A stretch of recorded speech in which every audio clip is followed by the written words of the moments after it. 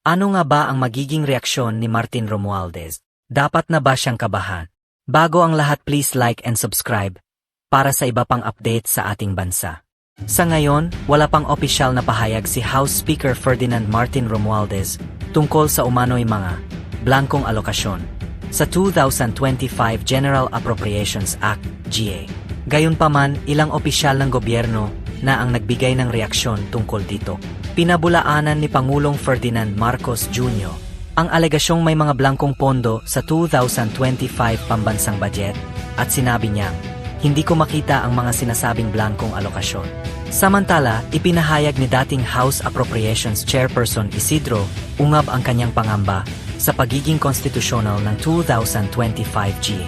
Anya, may mga blankong espasyo sa pinirmahang bicameral report kung saan dapat nakasaad ang mga eksaktong halaga ng pondo. Bagamat may lumalabas ng mga usapin tungkol dito, wala pang opisyal na pahayag si Speaker Romualdez ukol sa isyu ng mga blankong alokasyon sa budget. Pakinggan natin ang tinig nila Alvarez at Kong Ungab hinggil sa pagsasampa nila ng kaso laban kay Romualdez. Kami po ay nandito para ipaalam sa buong bayan na maghahain po kami ng criminal case against Martin Romualdez. Sa kadahilanan po na siya po ay may ginawang krimen dito sa budget ng 2025. Malaking halaga po yung ipinasok nila na hindi po inaprubahan ng Kongreso. Hindi po ito ang napagkasunduan sa Bicameral Committee at nagulat na lang kaming lahat nung makita namin kung bakit yung pong in-email sa amin na Bicam report, may mga blanco po rito. Ngunit, nung pinirmahan ng presidente, kumpleto na.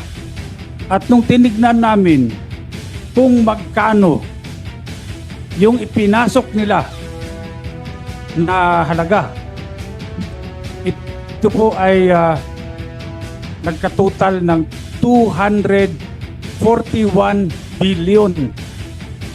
Ngayon po, ewan ko kung matatawag natin na typographical error yan o grammatical error. Napakalaki po ng halaga, 241 billion. Wala pong ganung halaga ang inaprubahan ng Bicam at hindi po rin yun ang inaprubahan sa plenaryo. Bakit po nagkaroon ng ganung halaga doon sa General Appropriations Act, GAA? Kanya po, ako bilang isang nakaupong congressman, kinakailangan ding ipakita ko sa taong bayan na kung merong mali, siguro kailangan din natin panagutin kung sino yung may gawa ng krimen. At dito, dahil po ilang araw na kaming nag-request ng kopya ng enrolled bill, hanggang ngayon po tinatago nila sa amin yan. Hindi po nire-release ang enrolled bill ng House of Representatives. Ako nagpapasalamat sa lahat na kayo po ay nandito ngayon at upang malaman po, tulungan nyo kami para malaman ng sambayanan kung ano pong mga kalukuhan ang ginagawa dyan sa Kongreso. Tama po yung sinabi ni former Speaker Bebot Alvarez, no? Kasi maliwanag naman na dapat yung Bicameral Conference Committee report. Tama po yung sinabi ni former Speaker Bebot Alvarez, no? Kasi maliwanag naman na dapat yung Bicameral Conference Committee report ay i-approve yan ng House at i-approve din yan ng Senate. Maraming blanco doon sa lumabas na mga dokumento.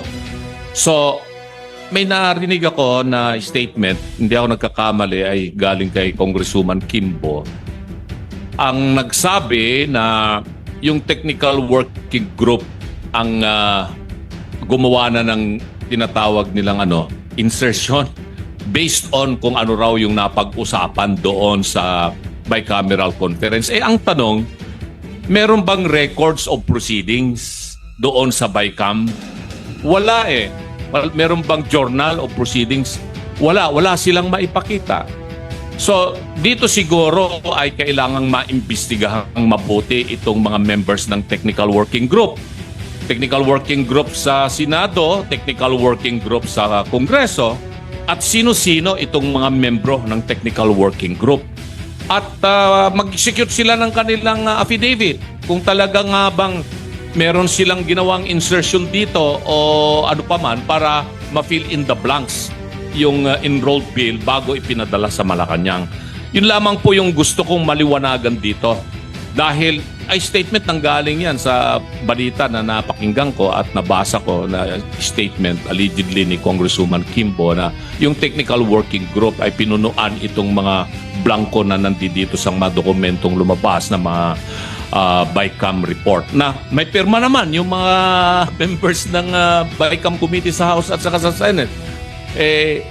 Sa tinagal-tagal ko ring staff, Speaker Bebot, dyan sa Kongreso magmula 87 hanggang sa Senado, ito lamang yung kauna-unahang pagkakataon. For many years na naging staff ako dyan sa Kongreso at pati dyan sa Senado na nagkaroon ng bicameral conference committee na blanco na pirmado ng mga membro ng BICAM. At kung ito rin ay sinabmit nila doon sa plenary session para i-approvean nila, asan nga yung enrolled bill? Sabi nga ni Speaker Bibot, wala pa hanggang ngayon. Sa akin, yun ang aking pinagdududa na bakit nagkaroon ng ganon na mga insertion. Ano po yung particular na kaso na isasampa?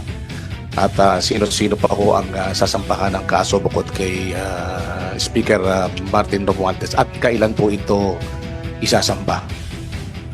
Sa aking pagkaalam, no, pwede akong i-correct nung aming mga abogado rito kung meron akong makaligtaan na pangalan. Number 1, siyempre si Martin Romualdez. Pangalawa, itong si Saldico. Pangatlo, itong si Majority Leader Manix Talipe ng Zamboanga. Bakit sila? Dahil po, una, wala pong nangyayari sa House of Representatives na hindi po alam ng Speaker of the House of Representatives. Lahat po yan may basbas ng Speaker. Wala pong gagalaw dyan kapag hindi po sinabi ng Speaker. Kaya nga po dito, sigurado ako, itong si Martin Romualdez ay talagang siya ang may pakanan nito lahat. Siya ho ang author nito. Ngayon, siyempre ako gusto ko rin magpasalamat kay Congresswoman Stella Kimbo. Dahil kung meron mang tunay na bayani dito, si Congresswoman Stella Kimbo. Dahil siya mismo ang umamin na maraming blanco ang BICAM report. Ngayon, bakit nagkaroon ng 241 billion na additional budget doon sa sa GAA na pinirmahan ng Pangulo?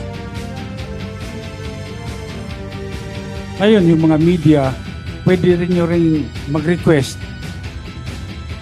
Request nyo sa Kongreso kung mabigyan kayo ng kopya ng enrolled bill. Bakit mahalaga ang enrolled bill? Kasi dito natin makikita kung ang enrolled bill ba ay faithful reproduction kung ano yung inaprubahan ng Kongreso sa plenary. Dahil kung ito ay magkaiba, ay malaking problema yan. Hindi nila nilalabas yung enrolled bill. Ako may suspetsa. Anong problema? Ba't ayaw mo ilabas? Problema dyan, kung walang enrolled bill, yung liability magsishift, mapupunta sa Office of the President. Pinirmahan niya, walang enrolled bill. Sino naglagay ng blanco? Hindi sila. Kaya malaking problema.